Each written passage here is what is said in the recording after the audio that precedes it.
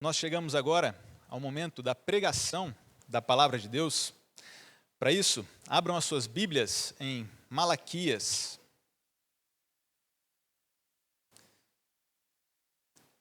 Fica logo antes de Mateus.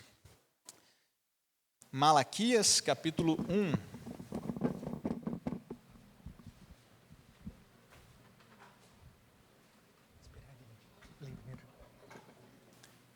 Nós estamos em uma série de exposições neste livro do profeta Malaquias. E depois de termos feito no domingo passado uma abertura, um panorama neste livro, hoje vamos a Malaquias capítulo 1, versos de 1 a 5.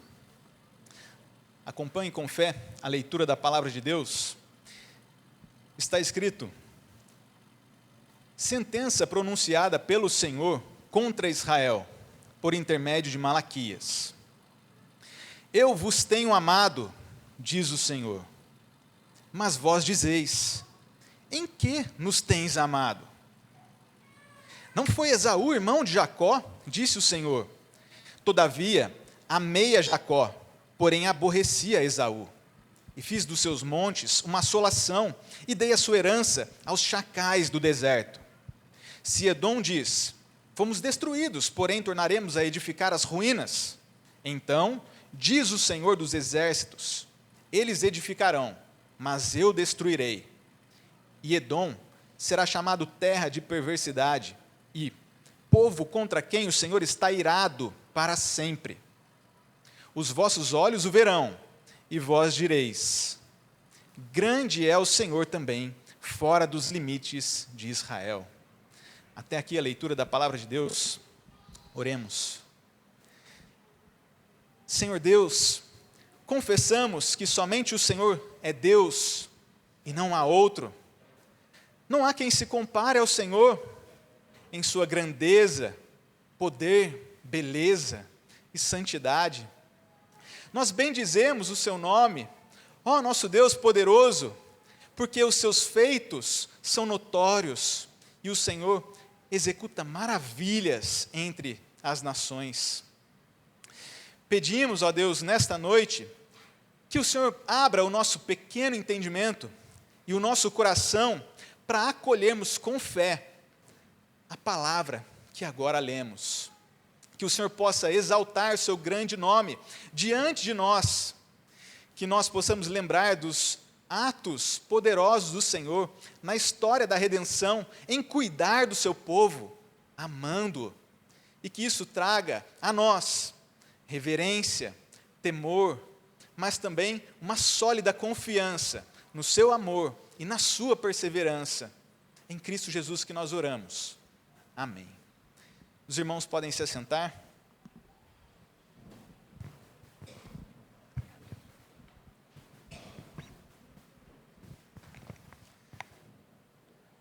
Nós vivemos dias difíceis em muitos aspectos. Alguns deles são os que se dizem de Deus, deformaram os cultos. Esse mau exemplo de um culto todo bagunçado está presente na internet, ou mesmo se andarmos avenida afora, encontraremos aqueles que se dizem de Deus, mas deformaram os cultos. Existem aqueles que até mesmo desprezam a Deus e seguem os próprios interesses. Há também um exemplo, ainda nessa avenida. Há não muito tempo, existia ali uma igreja, ou digamos, o prédio de uma igreja, e esse prédio foi demolido. Pessoas até desprezam a Deus e seguem os seus próprios interesses. Pois bem sabemos que naquela ocasião havia interesse secundário em derrubar o prédio que abrigava uma igreja. Mas não só isso, nós sofremos também com problemas na economia. Trabalhamos, por vezes o dinheiro até chega até nós, mas muitas vezes não rende. Há também outros problemas. Os homens maus parecem tirar proveito disso, da instabilidade na economia, da simplicidade do povo e tantas outras coisas. e os homens maus parecem prosperar. Essa situação que nós vivemos não era muito diferente dos tempos de Malaquias, profeta do livro que nós lemos. E diante disso tudo, situação difícil para eles, difícil para nós. Será que Deus ainda nos ama? Irmãos, existem duas maneiras de perguntar isso, sobre o amor de Deus por nós. Uma delas, sincera, piedosa, desejosa de conhecer do amor de Deus. Será que Deus ainda nos ama? Mas existe uma maneira dura, de um coração igualmente endurecido. E foi assim que os homens do tempo de Malaquias questionaram: em que nos tens amado? Mas, pela graça de Deus, o próprio Deus resolveu responder. Então, Deus ainda nos ama? Esse é o título do sermão desta noite. E com a graça de Deus, nós queremos ver juntos a resposta que o próprio Deus deu por intermédio de Malaquias.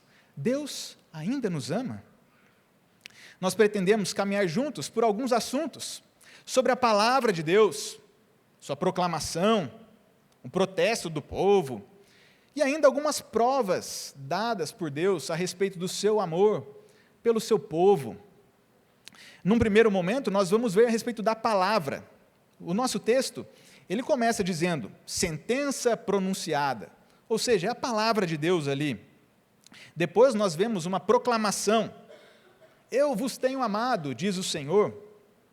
Deus proclama a sua palavra, por intermédio de Malaquias. Palavra, proclamação, mas há também um protesto. O povo pergunta, como observamos, em que nos tem amado? Depois disso, da palavra, da proclamação e do protesto, seguem algumas provas. Deus dá provas do seu amor. Ele diz, amei a Jacó. E o povo, os primeiros leitores de Malaquias, eram descendentes de Jacó.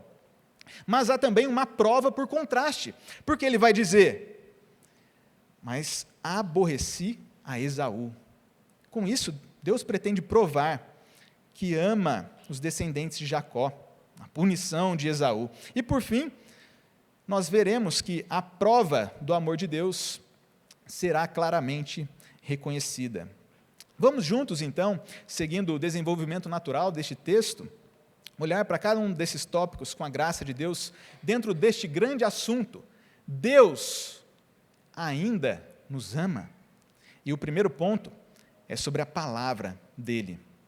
Leiamos juntos, novamente, o verso 1, que diz assim, sentença pronunciada pelo Senhor contra Israel, por intermédio de Malaquias.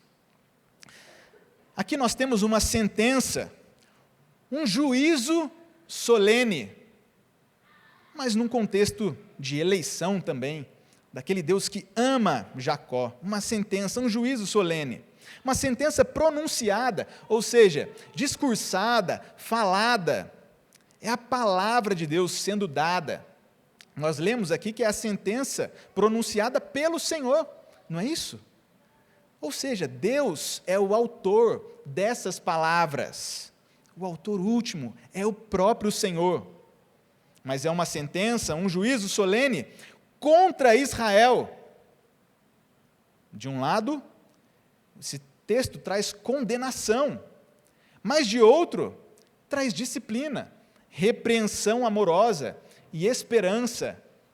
É assim que o livro todo vai terminar, com essa tônica de condenação, mas também de disciplina, repreensão amorosa e esperança. E essa sentença, esse juízo solene, ou essa disciplina, ela veio por intermédio de Malaquias. Foi ele quem proclamou, ele quem registrou essas palavras. E num primeiro momento nós devemos, desde esse versículo aqui, notar os feitos ou os efeitos do pronunciamento de Deus, da sua palavra. Vejam, é a palavra de Deus que nos permite conhecer a Deus com clareza, a perfeição de seus atributos, de sua beleza, sua santidade. É por conta da palavra de Deus que nós veremos aqui que Deus ama, mas nós veremos também que Ele aborrece a Esaú.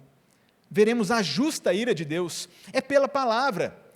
Que privilégio termos a Sagrada Escritura, mas que grande responsabilidade também termos esta palavra solene, a mesma palavra pronunciada por Malaquias, recebida pelos primeiros leitores e agora lida em público. Palavra de Deus que nos permite conhecê-lo. Deus ama e Deus é justo, Ele se ira. Conhecemos pela palavra não somente a Deus, mas também a nossa própria condição. Nós vamos perceber que inicialmente aquele povo da época de Malaquias estava incrédulo. Protestaram: em que tem nos amado o nosso Deus? Ou seja, conhecemos a nossa própria condição. Quando a luz da palavra de Deus vem, a verdade sobre todas as coisas vem. A verdade sobre Deus, sobre o que é belo, justo e bom, mas também a verdade a respeito de nós. E inicialmente, a verdade revela a incredulidade no coração, até que ela mesma coloque ali a fé salvadora. Em resumo, a palavra vem nos socorrer. Uma sentença pronunciada, um juízo solene, mas também uma repreensão. A mesma palavra que traz acusação e até mesmo condenação para alguns, que endurece o barro, é a palavra que amolece o coração daqueles que são filhos de Deus e recebem a repreensão de um pai que ama. E uma palavra, como veremos nas demais exposições, que termina também com esperança. Esses são os privilégios, ou alguns deles, dos privilégios e das responsabilidades de termos a palavra do Senhor. A palavra deve moldar a nossa percepção de quem Deus é e de quem nós somos. Deus ainda nos ama? Vamos ao nosso segundo ponto, para encontrar a resposta. E o segundo ponto é sobre a proclamação da palavra de Deus. O início do versículo 2 diz o seguinte: eu vos tenho amado, diz o Senhor. Eu vos tenho amado. Deus diz, não apenas amou, ou que vai amar no futuro, mas Ele tem amado. Uma validade contínua, um amor que permanece. Irmãos, lembremos, essa é a afirmação do próprio Deus, afirmação pelo Senhor, por intermédio de Malaquias. E se Deus diz algo, isso é verdade, devemos receber com fé. Ele diz ao povo, os destinatários de Malaquias, eu vos tenho amado. E o contexto mesmo mostra aqui a respeito desse amor de Deus. Nós veremos um amor evidenciado, por exemplo, em Abraão, Isaque e em Jacó, que será destacado aqui, há muito tempo. Eu vos tenho amado. Amava os israelitas nos dias de Malaquias. Algumas coisas que Malaquias registrou aqui ao longo do livro. Se nós buscarmos por evidências do amor de Deus pelo seu povo, fizermos uma lista, colocarmos em ordem cronológica, nós chegaremos pelo menos a alguns desses pontos aqui. Foi Deus quem os criou, capítulo 2, verso 10. Eu vos tenho amado, eu os criei, capítulo 2, verso 10. Deus é um pai para o seu povo, também no 2, verso 10.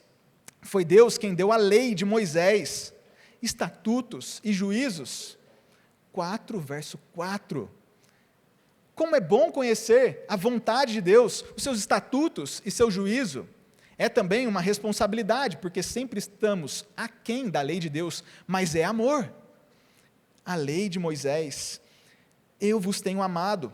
Deus fez uma aliança com Levi, o sacerdote. esteve nos lábios daquele sacerdote a lei do Senhor, e ele instruía o povo, é o que está no capítulo 2, versos 6 e 7. Porque os lábios do sacerdote devem guardar o conhecimento, e da sua boca devem os homens procurar instrução. Vejam, mensageiro do Senhor, quanto amor, Deus que dá a conhecer quem Ele é, quem nós somos, qual é a vontade dEle. O amor de Deus é visto ainda nos sacrifícios instituídos por Deus, que são recebidos por Deus com agrado, quando o ofertante lhe é favorável. Capítulo 1, verso 8. E poderíamos citar tantas outras coisas, provas do amor de Deus aqui nesse livro. Deus diz: porque eu, Senhor, não mudo, por isso vós, filhos de Jacó, não sois consumidos. É por causa das misericórdias de Deus que nós também estamos aqui igualmente de pé, assim como aqueles israelitas estavam naquela época. E vemos ainda Deus prometendo abrir as janelas dos céus, derramar bênção sem medida, fazer o fruto da terra florescer, nascer, tantas outras coisas. Ele promete enviar o anjo da aliança, promete que nascerá o sol da justiça, trazendo salvação. Deus diz: eu vos tenho amado. Nós poderíamos resumir isso nas palavras do apóstolo Paulo, quando ele pensa nos israelitas e resume o amor de Deus por eles, ou seus privilégios. Ele diz que aos israelitas pertence-lhes as alianças, legislação, o culto, as promessas, deles são os patriarcas e deles também descende o Cristo segundo a carne. Romanos 9, versos 4 e 5. Deus ama o seu povo. E quanto a nós veremos aqui que existe um amor específico de Deus por aqueles a quem Deus decidiu salvar. Nós veremos isso em Jacó, amei Jacó. Mas certamente todos nós desfrutamos de uma medida do amor de Deus muito maior do que nós merecíamos. O Senhor Jesus Cristo, Ele diz, na verdade Ele ordena a cada um dos crentes: amai os vossos inimigos, amai. E por quê? Qual é a razão que o Senhor Jesus dá? Porque o vosso Pai Celeste faz nascer o seu sol sobre maus e bons, e vir chuvas sobre justos e injustos. Mateus 5, 44 e 45. Esse é o amor de Deus, pela sua criação, pelos seres humanos em geral, faz nascer o sol, faz chover, e da terra brota alimento, com fartura. Quantos de nós não temos desfrutado de grande medida do amor de Deus? Todos nós temos muito mais do que merecemos.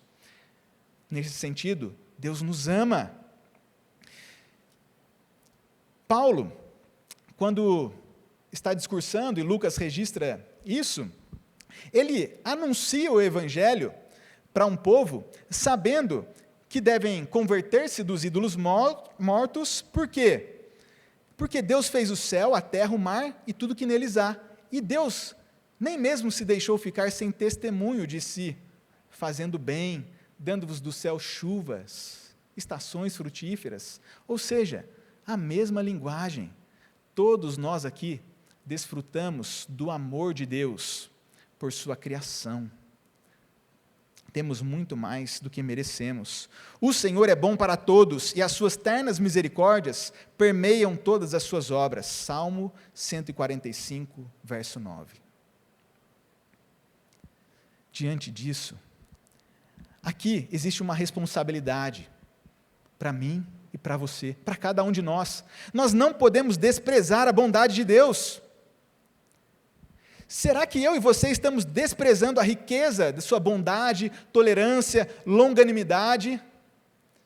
Meus amados, será que você e eu estamos ignorando que a bondade de Deus é que nos conduz ao arrependimento?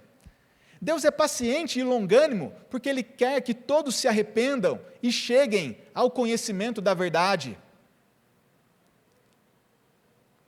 Eu vos tenho amado, diz o Senhor. Essa é a proclamação inicial de sua palavra para o seu povo. E nós temos que receber com fé a proclamação da palavra de Deus. verdadeira, digna de toda aceitação. Deus ainda ama o seu povo? Não resta dúvidas, mas não foi assim no tempo de Malaquias. Agora nós veremos no terceiro ponto um protesto do povo. Eles disseram na continuidade aqui do verso 2: em que nos tens amado? Essas foram duras palavras do povo. Era isso que o povo pensava a respeito de Deus na época de Malaquias. Em que Deus nos tem amado? Na verdade, Deus disse que amava, e com essa pergunta, o povo estava afirmando o contrário.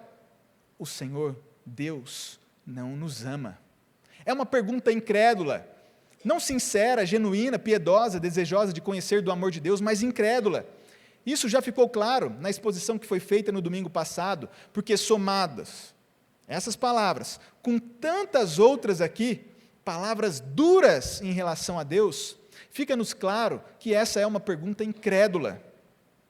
Foram duras palavras do povo contra Deus. Mas e como eles chegaram a essa conclusão? Que Deus não os amava? Nós temos que olhar para o próprio livro de Malaquias e ver o que é que se passava na mente dessas pessoas. Será que pensamentos assim estão nos rondando? Vamos juntos aqui ao capítulo 2, o capítulo seguinte. No capítulo 2, no verso 17, diz o seguinte: primeiro o Senhor vai dizendo que estava cansado daquele povo. Capítulo 2, verso 17, continua dizendo assim, o que é que eles pensavam? Qualquer que faz o mal, passa por bom aos olhos do Senhor, e é desses que ele se agrada. Ou, onde está o Deus do juízo? Vejam, que pensamento é esse? O que faz o mal, passa por bom aos olhos de Deus. Deus está sendo injusto na visão deles. E eles ainda perguntam, onde está o Deus do juízo? Eles estão preocupados se Deus fará ou não justiça em relação aos homens maus. Será que essa também é a nossa preocupação? Mas que tipo de preocupação? Incrédula? Deus fará justiça? Não fará. Ou uma preocupação genuína? Deus fará justiça? Certamente fará. E eles eram incrédulos. Nós podemos somar a isso o que nós encontramos no capítulo 3. Vejamos juntos aqui o capítulo 3. Capítulo 3, verso 14. Diz assim: inútil é servir a Deus, que nos aproveitou termos cuidado em guardar os seus preceitos, andar de luto diante do Senhor dos Exércitos. Ora, pois, nós reputamos por felizes os soberbos, também os que cometem impiedade prosperam, e sim, eles tentam ao Senhor e escapam. Olha o que passava na mente daquele povo. Deus dizia: eu vos tenho amado. A conclusão? Deus não nos ama. Por quê? Segundo o capítulo 2, Deus é injusto, Ele não está corrigindo os maus. E agora no capítulo 3, eles estão considerando que os arrogantes, os soberbos, eles são felizes. Eles estão olhando a aparente prosperidade dos maus, considerando que eles estão escapando, saindo impunes. O pensamento daqueles israelitas, ou de uma boa parte deles, estava moldado por isso. Os maus estão se dando bem, e Deus está em silêncio, portanto, Deus não nos ama. Mas essa é uma falsa conclusão, e terrível, e afrontosa conclusão. Muitos deles pensavam assim. O versículo 16 aqui, parece nos indicar que nem todos pensavam assim. Vejam, capítulo 3 é o nosso capítulo, no mesmo texto, só que no verso 16. O verso 16 diz assim: então, os que temiam ao Senhor, falavam uns aos outros. O Senhor atentava e ouvia. Enquanto existia incredulidade no pensamento e no coração de muitos que estavam invejando os arrogantes, haviam aqueles que temiam ao Senhor e que falavam uns aos outros. Como as nossas conversações devem ser moldadas pelo temor ao Senhor. Nós veremos ainda sobre esses que temiam ao Senhor. Mas, por enquanto, já fica para nós o aprendizado. As circunstâncias não são termômetro infalível a respeito do amor de Deus. Não são. Aqueles israelitas olhavam ao redor e chegavam a essas conclusões absurdas, de que Deus estava sendo injusto e que os maus estavam prosperando. E nos nossos dias, como já comentamos, existem aqueles que deformaram os cultos à semelhança dos sacerdotes, dos tempos de Malaquias. Temos esse mau exemplo diante de nós, na internet, na avenida, aqui pertinho de nós. Existem aqueles que desprezaram a Deus e seguem os seus próprios interesses. Será essa a nossa condição? Estamos aprendendo com esse mau exemplo? Como está a nossa mente e o nosso coração? Além disso, quando olhamos ao redor, e já dissemos, existem problemas na economia. E os israelitas daquela época tinham dificuldade em colher o que plantavam. E os homens maus daquela época e de hoje parecem prosperar. Como está o nosso coração? Deus ainda nos ama? Como nós olhamos para essa afirmação solene de Deus? Eu vos tenho amado. Queridos, as circunstâncias não são a base segura para sabermos se Deus nos ama. Como já percebemos, o padrão é a palavra de Deus, o seu pronunciamento. Vimos isso nos versículos iniciais. Eu vos tenho amado. E essa questão da prosperidade dos perversos, ou da aparente prosperidade dos maus, é algo que pode nos assombrar. Talvez alguns de nós aqui estivesse até então pensando que no nosso país, na nossa cidade, está valendo a pena ser mau e injusto, porque esses homens estão aparentemente se dando bem. Essa é uma questão intrigante da aparente prosperidade dos maus. Asaf, ele escreveu um salmo inteiro a respeito disso, um salmo bastante conhecido, o Salmo 73. Ele passou por isso, de olhar ao seu redor e quase que chegar a algumas conclusões definitivas sobre a aparente prosperidade dos perversos. E sobre isso, quando ele olhava ao redor, ele escreveu: quanto a mim, quase me resvalaram os pés, pouco faltou para que se desviassem os meus passos. Eu invejava os arrogantes ao ver a prosperidade dos perversos. Salmo 73. O que ele pensava quando ele olhava ao redor? Já vimos que as circunstâncias não são prova infalível do amor de Deus. Olhando ao redor, ele chegava, ou quase chegava às seguintes conclusões sobre os maus. Para eles, não há preocupações, o seu corpo é sadio, não partilham das canseiras dos mortais, nem são afligidos como os outros homens. Daí, a soberba que os cinge como um colar e a violência que os envolve como um manto. Já perceberam?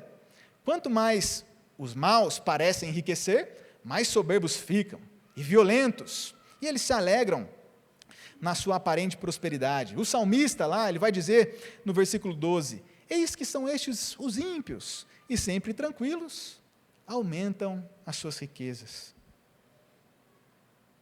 Isso já passou pelo nosso pensamento, de que em nossos dias está valendo a pena ser injusto? Meus irmãos, esse tipo de conclusão é que estava levando os israelitas a duvidar do amor de Deus, de sua justiça. Asaf, o salmista, olhando ao redor, ele percebeu que não era local para encontrar conclusões. Ele disse: até que entrei no santuário de Deus e entendi o fim deles, dos perversos. Foi quando ele entra na presença de Deus, no santuário de Deus, que ele ouve a respeito de Deus, de sua justiça, e ele chega à conclusão de que, obviamente, não valia a pena ser injusto. Ele estava embrutecido, ignorante, como um irracional à presença de Deus, quando olhava ao redor. Mas quando entra na congregação dos santos, ele termina em louvor e adoração. Deus é a fortaleza do meu coração e a minha herança para sempre. Amados, como nós já percebemos, o padrão para sabermos a respeito do amor de Deus, sua justiça e tantas outras coisas, todas as coisas, é a palavra de Deus, o seu pronunciamento. Então, o protesto do povo foi errado. Deus ainda nos ama? O nosso quarto ponto, ele traz uma prova a respeito de Deus. Deus foi tão bondoso que decidiu dar respostas a essa incredulidade do povo. Continuando aqui o versículo 2 e o verso 3, nós lemos: em que nos tens amado? E a resposta de Deus: não foi Esaú, irmão de Jacó? Disse o Senhor: todavia amei a Jacó, porém aborreci a Esaú. Os israelitas, como nós bem sabemos, eles são os descendentes de Jacó. É por isso que, para Deus explicar sobre o seu amor, ele retrocede no tempo, na história da redenção, e vai falar a respeito do patriarca, Jacó. E ele diz: eu amei Jacó. Mas não só isso, Deus faz também um contraste intencional a respeito de Esaú, o irmão de Jacó. Vocês se lembram da família de Abraão? Abraão, Isaque e Jacó. Jacó, irmão de Esaú. Deus ama Jacó, antes mesmo de nascer. Mas não só isso, há um detalhe aqui, também teológico, é que Deus amou Jacó e rejeitou ou aborreceu a Esaú antes que eles nascessem, e os dois eram gêmeos. Paulo escreve sobre isso aos romanos. Eles não haviam feito nem bem nem mal. Isso foi para que o propósito de Deus, segundo a eleição, prevalecesse. Deus, quando escolheu Israel, ele afirma explicitamente: não foi porque vocês eram uma nação numerosa, porque eram melhores do que os outros povos. Deus os escolheu porque os amava. Isso está em Deuteronômio. Deus amou Jacó, de onde descende os israelitas. E Deus agora quer mostrar que os israelitas estão sendo preservados e estão de pé justamente por causa do amor de Deus. É por isso que a nação de Israel é preservada, o amor de Deus. O amor pelo povo da aliança. Paulo, escrevendo aos Romanos, ele escreve lá no capítulo 11, que os israelitas são amados por causa dos patriarcas, porque os dons e a vocação de Deus são irrevogáveis. Eles são amados, os judeus são amados por conta dos patriarcas. Esse é o amor que preserva Israel. Mas há ainda, aqui uma outra verdade teológica, é que muitos judeus também, além de ser preservados, eles são salvos. Por quê? Porque eles são os verdadeiros israelitas, os filhos da promessa. Eles são escolhidos, eleitos segundo a graça. Assunto que Paulo também vai tratar, escrevendo aos Romanos, lá dos capítulos 9 ao 11. Ou seja, o amor de Deus era visto por todo Israel em ser preservado. E era experimentado por cada verdadeiro israelita, que tinha o próprio coração circuncidado, não apenas um sinal externo da aliança, mas que andava nas pisadas do crente Abraão. O amor eletivo, que foi visto antes do nascimento dos bebês, Jacó e Esaú, era o amor que continuava presente no tempo de Malaquias. E como nós vemos isso no livro de Malaquias, esse amor de Deus que sustenta o povo, e o amor que sustenta e salva muitos dos judeus. Vamos ao capítulo 3. O capítulo 3 é aquele trechinho que a gente já leu. Lá no verso 14, eles iam dizendo: inútil é servir a Deus. E lembram, eles estavam considerando que os soberbos eram felizes, no versículo 15. E quando chega no versículo 16, é interessante que Malaquias registra: então, os que temiam ao Senhor falavam uns aos outros. Os que temiam ao Senhor. E qual era o amor de Deus específico por esses que temiam a Deus? Olha só o versículo 16 do capítulo 3. o Senhor atentava e ouvia. Havia um memorial escrito diante dele para os que temem ao Senhor e para os que se lembram do seu nome. Verso 17: eles serão para mim particular tesouro, naquele dia que prepararei, diz o Senhor dos exércitos, poupá-los-ei, como um homem poupa seu filho que o serve. Vejam, não um amor geral, que sustenta a criação, não um amor pela nação, que preserva os judeus, mas ainda um amor muito específico, um amor que poupa do dia da ira, que trata como filhos, como um tesouro particular. Esse é o amor de Deus por Jacó e por todo o verdadeiro israelita. No capítulo 4 ainda, no capítulo seguinte, o capítulo 4, verso 2, diz o seguinte: mas para vós outros, que temeis o meu nome, nascerá o sol da justiça, trazendo salvação nas suas asas. Saireis e saltareis como bezerros soltos da estrebaria. Uma linguagem que para eles era muito comum, acostumados ao campo, e aqueles animais saltitando, felizes, soltos, as porteiras abertas. Aqui, os tementes a Deus, aqueles que são amados com esse amor específico de Jacó, receberão salvação quando nascer o sol da justiça. É o amor de Deus. Eu vos tenho amado, sustentando a criação, preservando o povo de Deus e salvando os verdadeiros israelitas. É o amor de Deus. Essa verdade nos sustenta diante de tempos difíceis e de apostasia de alguns. Lembram-se, nos tempos de Malaquias, olhavam os arrogantes prosperando, aparentemente. Nos nossos dias, até parece que ser arrogante e maldoso é bom, mas não. É essa verdade do amor de Deus, da preservação e da eleição que vai nos sustentar. Fica claro aqui com esse amor de Deus por Jacó, e esse amor específico, a perdição de alguns não significa que o mesmo acontecerá com você. Existem pessoas que estão deformando o culto, como nós comentamos. Existem pessoas que vendem o prédio da igreja e a igreja é desabada. Apostasia é o que parece, mas isso não vai acontecer com você, verdadeiro crente em Deus, porque Deus amou a Jacó e todo verdadeiro israelita, e todo crente que pertence à divina semente, o Senhor Jesus Cristo, descendente de Abraão, o filho de Abraão, descendente de Jacó. A apostasia não acontecerá com os verdadeiros crentes. Então, ao olhar ao redor e ver que aqueles que pareciam crentes estão abandonando aquilo que parecia ser a fé, não se desespere, eu vos tenho amado, diz o Senhor, a cada um dos verdadeiros israelitas, incluindo os crentes de hoje. Em segundo lugar, olhando para a palavra, e não para as circunstâncias apenas, fica claro que Deus não falhou nos seus planos. Está tudo debaixo do governo de Deus.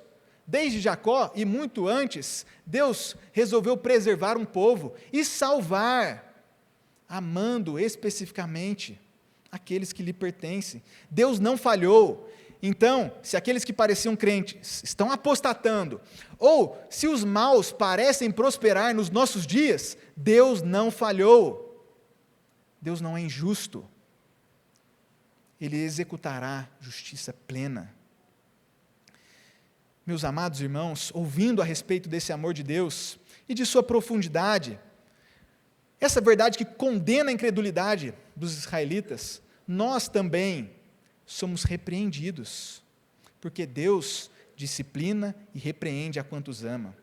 Aprenda com a repreensão e persevere. Eu vos tenho amado. Deus ainda nos ama.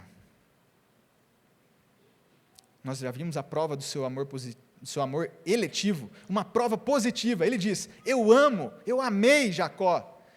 E agora Deus vai dar outra prova, como nós já comentamos. É uma prova por contraste.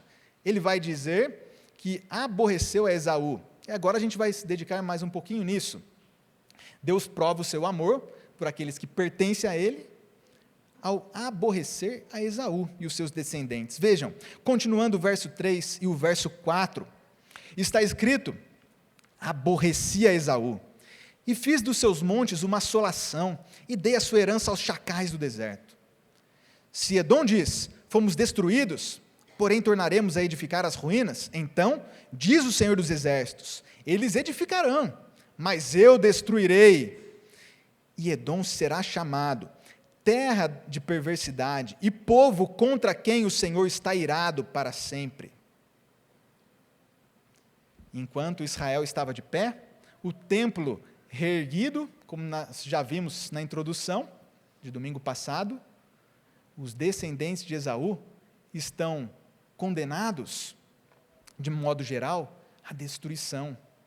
Verso 3, porém, aborrecia Esaú. Esaú, como nós já dissemos, o irmão gêmeo de Jacó. Outras traduções trazem: desprezei Esaú, rejeitei Esaú.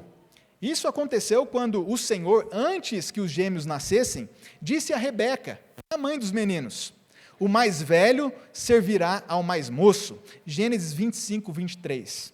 Contrariando todas as expectativas das famílias, com seus costumes, de dar a herança ao mais velho, ao que nasce primeiro, Deus decidiu: o mais velho servirá ao mais moço.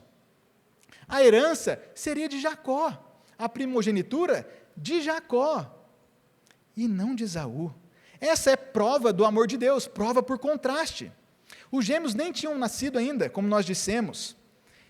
Obviamente, eles estavam na mesma condição. Depois que Adão pecou e o pecado entrou no mundo, todos nós merecemos a condenação. Aquele que foi o nosso primeiro pai, Adão, pecou, e pecou em nome, em lugar de toda a raça. Os bebezinhos, fossem deixados o seu próprio coração, fariam mal contra o Senhor. A mesma condição de perdição, e eles poderiam ser com justiça castigados. Mas o que aconteceu? Deus resolveu poupar ter um tesouro particular, Jacó. E nós vimos na história de Jacó que ele foi também enganador. Aliás, desde bebezinho, lembra do nascimento? Ele estava segurando já o pé do irmão mais velho, enganador por natureza. Por isso ele recebeu o nome Jacó, e daí a história dele de tentar enganar, enquanto Deus decide preservar, decide perdoá-lo, e dá um meio para que isso fosse possível, para que Deus fosse justo e justificador, para que pudesse salvar Jacó. Deus fez uma justa distinção, ou seja, o que nós esperaríamos dos gêmeos, se fossem deixados pelo seu próprio coração, era desobediência, e foi isso que aconteceu com Esaú. Ele cresceu e foi desobediente. Certa vez, Esaú, já grande, ele volta do campo, ele que era caçador, e ele está cansado da caça. Ele vê que Jacó, intencionalmente e junto com a sua mãe, haviam feito uma sopa, um cozinhado vermelho. Esaú não sabia da intenção de Jacó e nem do conluio com a mãe, Rebeca, mas ele viu aquele cozinhado vermelho voltando da caça, e ele olha para essa comida, cansado, e o que ele fez? Trocou o direito de primogenitura por um prato de lentilhas. Foi isso que Esaú fez, e por isso pode ser condenado com justiça pela própria rebeldia de seu coração. Ele desprezou a Deus. Sabe aqueles que vendem igreja e derrubam a igreja, aqueles que abandonam aquilo que parecia uma fé? De modo parecido, Esaú rejeitou todas as promessas de Deus e a primogenitura trocou por um prato de comida. E, aliás, foi por isso que ele recebeu o nome de Edom.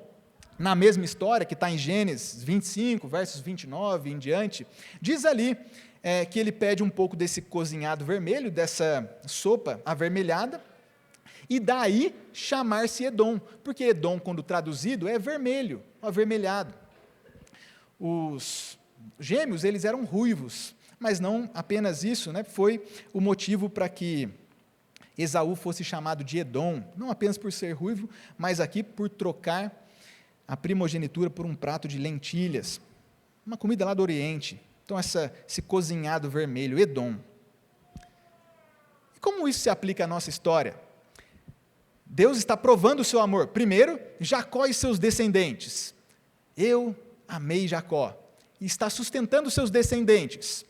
Os judeus que estão lá com o templo novamente reconstruído. Mas Deus prova o seu próprio amor também, por aqueles que pertencem a ele, pelo fato de ter rejeitado Esaú e os edomitas, né? Esaú chamou-se Edom. E os descendentes de Edom, eles estavam sendo tratados por Deus com justiça. Deus usou esse contraste para ensinar sobre o amor. Não fosse o amor de Deus, todo o povo seguiria o caminho da perversidade, o caminho de Esaú. Seríamos todos punidos com justiça.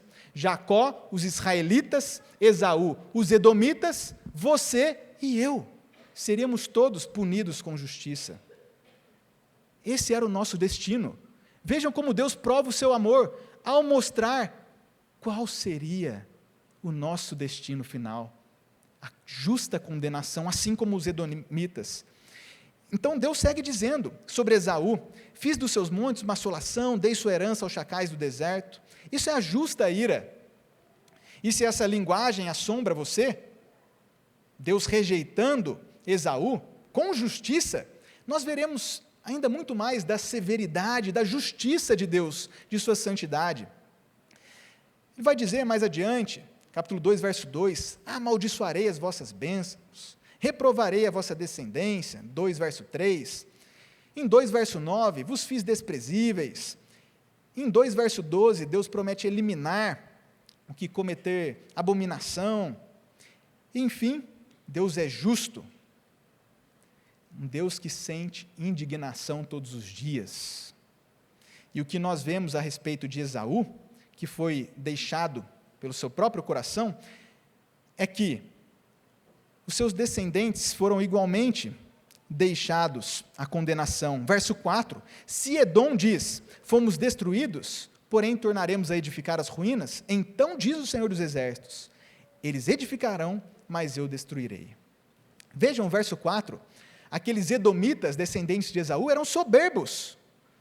Deus, ele age contra Esaú, com justiça, mas eles pretendem o quê? Depois da cidade destruída, pretendem edificar, mas Deus, não, a cidade dos edomitas será derrubada. Vejam que contraste, diferente lá dos israelitas, os descendentes de Jacó, porque enquanto Deus manda-os para o exílio, e Deus mesmo reconstrói o templo, ou seja, os coloca de pé, quanto aos descendentes de Esaú, serão derrubados, soberbos serão derrubados, e serão chamados terra de perversidade, povo contra quem o Senhor está irado para sempre. Deus se ira. Percebam aqui como esses homens são condenados com justiça. Terra de perversidade, eram homens maus. Quando Deus condena alguém, Ele é justo naquilo que faz. E Deus está irado para sempre com os descendentes de Esaú, de modo geral. Em resumo, se não houvesse o amor eletivo de Deus, isso é exatamente o que aconteceria. A justiça de Deus enviaria todos os seres humanos para o inferno. Nós seguiríamos o caminho da maldade, e Deus estaria irado para sempre contra nós. Isso é o inferno. A justa ira de Deus contra aqueles pecadores obstinados que não se arrependem. E essa doutrina é certamente assustadora para alguns. E deve ser mesmo, porque alguns se entregam completamente às preocupações do mundo e aos desejos da carne, enquanto não se convertem seriamente a Deus.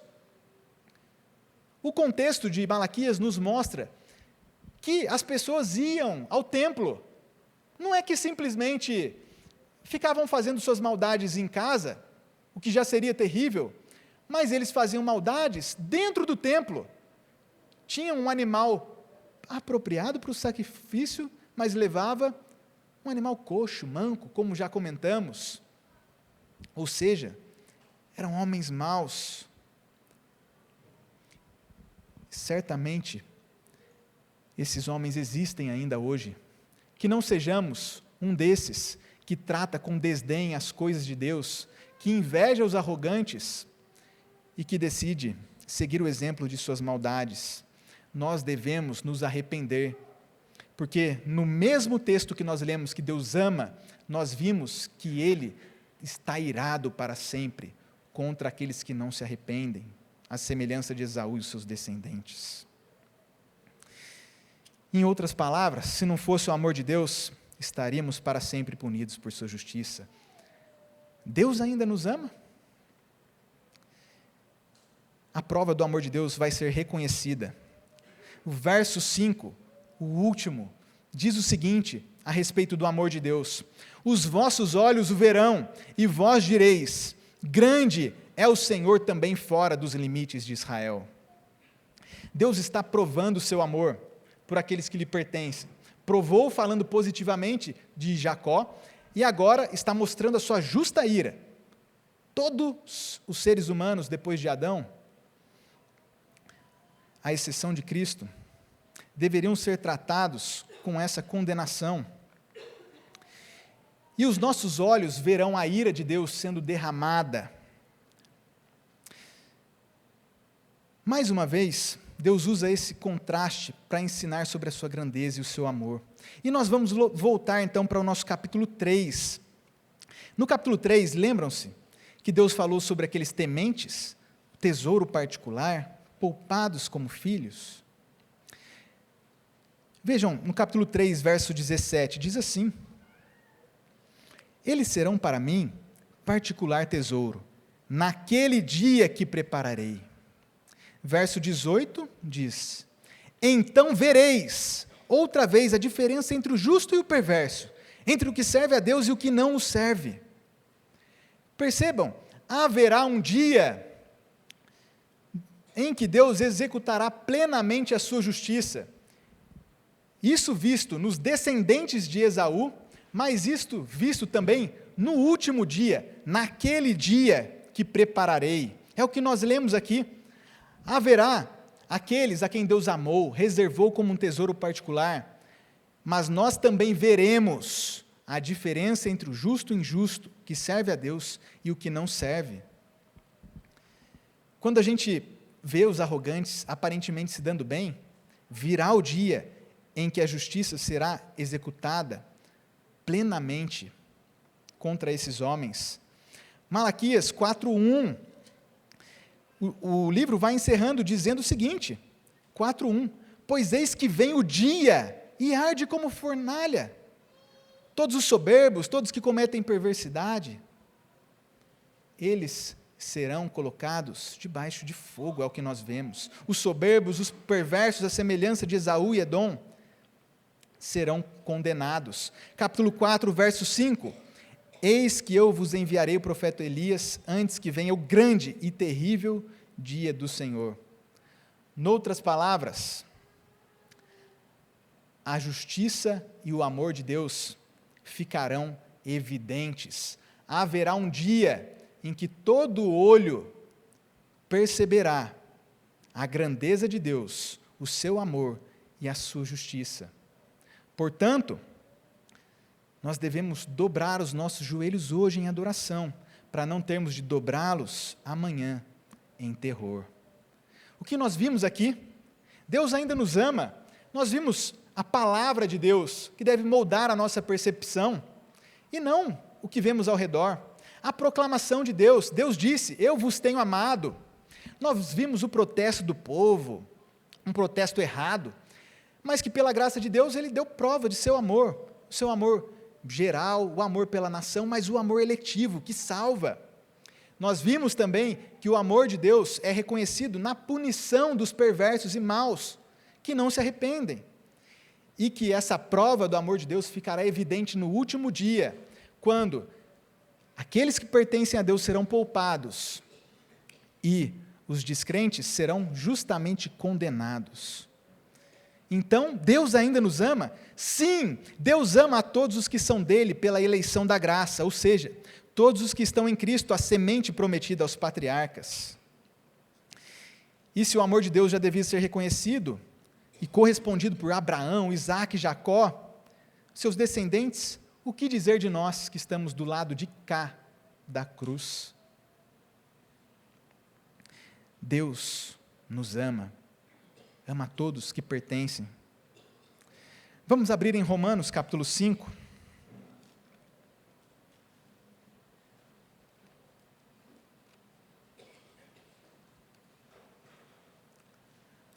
Romanos capítulo 5.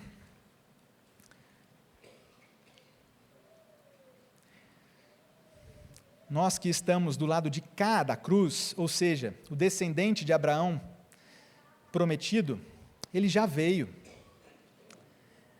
Nós não vemos apenas a promessa, nós vemos o próprio Cristo. Então, quando nos perguntamos, Deus ainda nos ama? Romanos capítulo 5, versos 8 e 9, diz o seguinte: mas Deus prova o seu próprio amor para conosco, pelo fato de ter Cristo morrido por nós, sendo nós ainda pecadores. Logo, muito mais agora, sendo justificados pelo seu sangue, seremos por ele salvos da ira. Deus ainda nos ama? Arrependa-se, creia em Cristo. Deus ama todos que pertencem ao seu Filho. Oremos. Senhor Deus, nós pedimos ao Senhor perdão quando a incredulidade passa pelo nosso coração. Ó meu Deus, o mau exemplo dos nossos dias não são justificativa para que sejamos perdoados. No final das contas, ó Deus, quando nós não correspondemos ao seu amor, a culpa é toda nossa. Nós pedimos perdão ao Senhor quando tratamos com desprezo o seu culto, a sua palavra. Ó Deus, pedimos perdão ao Senhor quando o Senhor afirma algo e nós queremos dizer o contrário em nosso coração. Perdoa-nos, ó Deus. Olha para Cristo, seu Filho, descendente de Abraão. Ó meu Deus, se coloque fé verdadeira, salvífica, em cada um de nós. Que à semelhança de Abraão, possamos olhar para o dia de Cristo, crer em seu Filho e sermos salvos.